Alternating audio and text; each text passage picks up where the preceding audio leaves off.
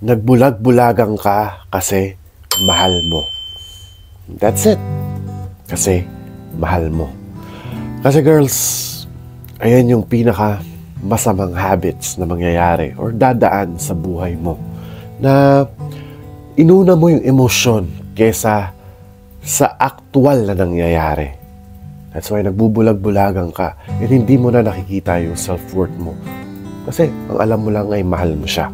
So, ngayong araw na to, pag-uusapan natin yung mga senyales para sagipin ko kayo sa mga manggagamit na lalaki or mga senyales na ginagamit ka lang ng isang lalaki. So, kung bago ka lang dito sa aking video, ay sana subscribe mo muna tong channel ko para dumami yung family natin dito sa YouTube. And also, do not forget to like this video and also turn on your notification bell. At sa kalagitnaan po ng ating video ay meron po tayong shoutout section, which is binabati po natin ang ating mga mahal na subscribers na nagpapabati ng birthday, anniversary, monthsary, at yung mga lalaking nanggamit sa kanila, specifically sa topic natin ngayong araw na to. So, without no more further ado, let's head into our main topic for today.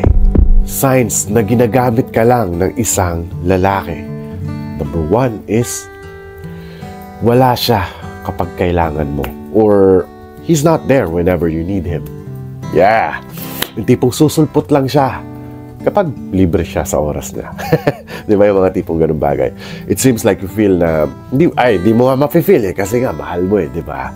Kasi nga nagbubulag-bulagan ka But if you will notice na kapag hindi niya parang pinaprioritize yung pagkikita niyo dalawa, example, umaabot na ng 2 linggo, tapos boom, susulpot na lang siya bigla. Hey, kamusta ka na, baby? Gaganunin ka bigla.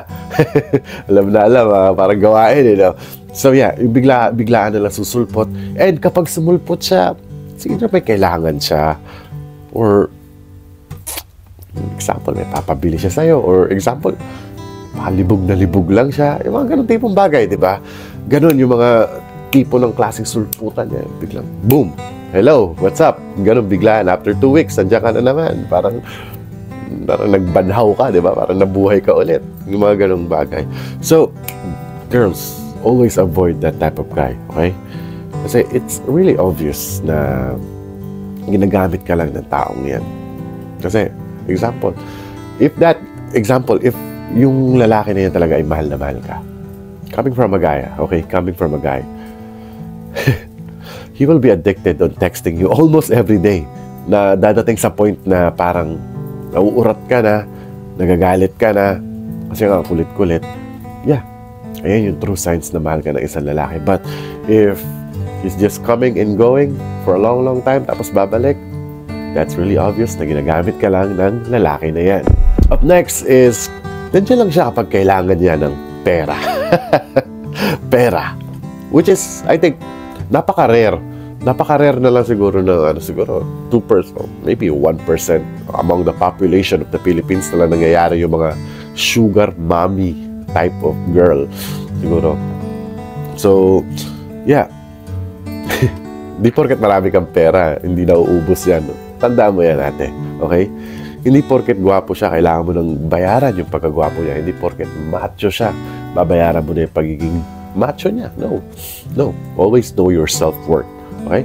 Always know your self-worth. Ayun na lang yung pinaka-sandata mo when it comes sa mga tipo ng ganyang lalaki na gagamitin ka lang. And also para rin makasurvive ka, makaligtas ka sa mga klase ng mga manggagamit na lalaki. So also, isang tabi mo yung emotions mo and try to think logically always. Kung tama ba o mali, okay? Logical, wag puro emotion. Para for you na makaiwas din. Para malaman mo rin kung ano yung tama or ano yung mali. For you to know. Di ba? Para makatakas ka or for you to make the right decision. Para hindi naman masayang yung pera mo. Di ba? Up next, if that guy only wants to talk about sex, di ba? Puro kalandian lang. Tipong mag-open up ka sa lalaki ng seryoso na topic and then parang hindi siya interested at ililipat niya ulit sa medyo kalandiang topic, di ba? Ayun. If you notice sa mga lalaki niyong kausap na ngayon, nandyan ha, lalo-lalo na kapag nabigyan mo na siya ng sexual access. Okay? Kapag nabigyan mo na siya ng susi papunta dyan sa pintuan mo. If you know what I mean. On the first time, pero wala pa rin kayong relasyon. Okay? If you notice na pag nakikipag-usap yung lalaki na yan, if ginagamit ka lang niya is, he's not interested about your personal life. Di ba? Hindi siya interested sa mga personal life mo. Parang hindi rin siya interested na makilala ka. All he wants is just mapunta ka sa kama. That's it. That's it. So, if you're experiencing that type of treatment right now na akala mo tama, akala mo masaya kasi bago, ganyan naman kasi talaga eh. Pag bagong relasyon, mga example, mga 1 week na relasyon or 1 week na pagkikita, feeling nyo ikakasal na kayo bukas, di ba? May mga ganong pakiramdam. So, as I said nga sa number 2, always think logically, okay? A guy needs to get to know you more. Kasi back in the day, kung may bata mang nakikinig may mga bata mang nakikinig dito, mga 18 to 25, you know, back in the day, I'm 32 years old, okay?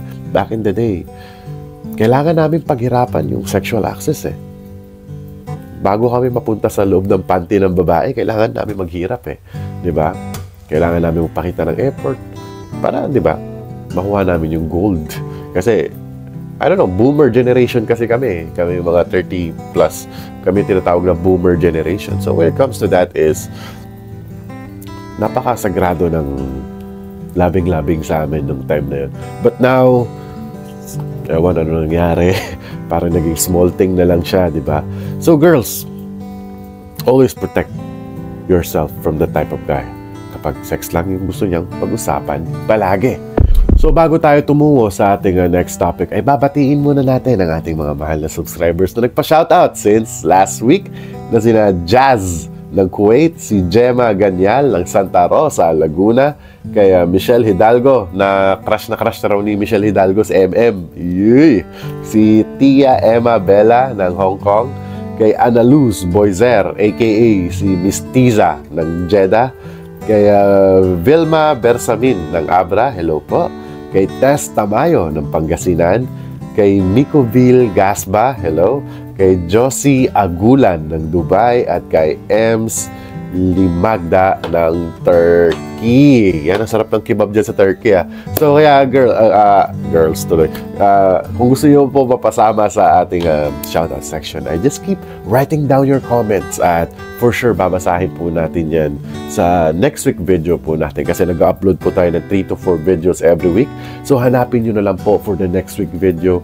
So, siguro something about like 6 minutes, mga jump part na yan. Kahit kung ayaw nyo makinig, kung gusto nyo lang marinig yung di ba? Yung shoutout nyo, mga nandun na part 6 to 7 minutes. Kayo nang bahala dyan. So, yeah, if you want to be a part of our shoutout section, just keep commenting your name, kung ano man, kasal, yung nanloko sa'yo, yung nanggamit nga sa'yo.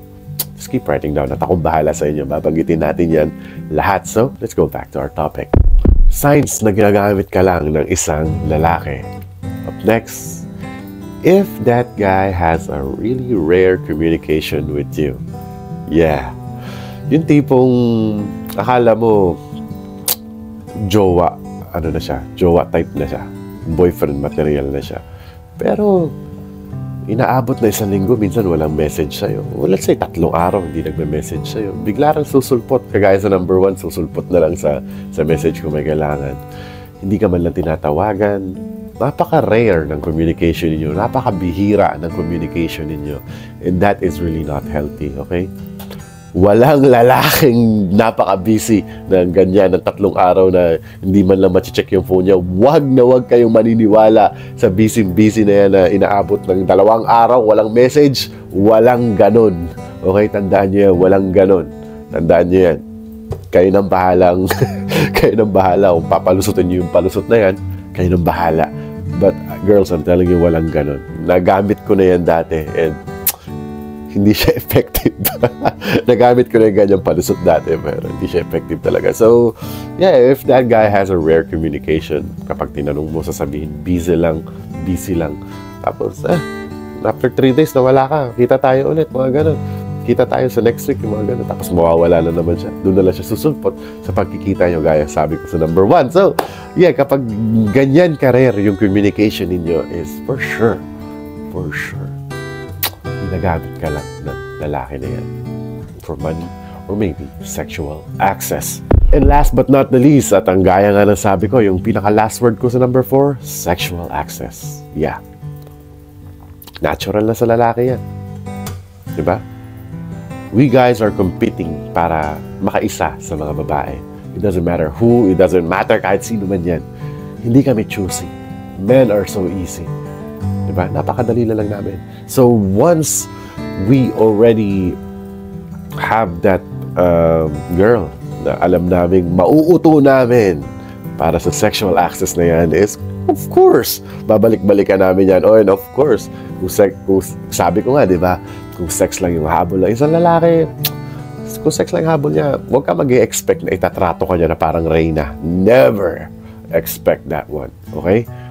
So, if na-notice mo na yung mga ganyang signs, pag na-notice mo na ganyan yung signs na parang hindi ka naman tinatrato ng maayos, pero bakit pag nasa kama kami, ang ayos-ayos ng trato niya?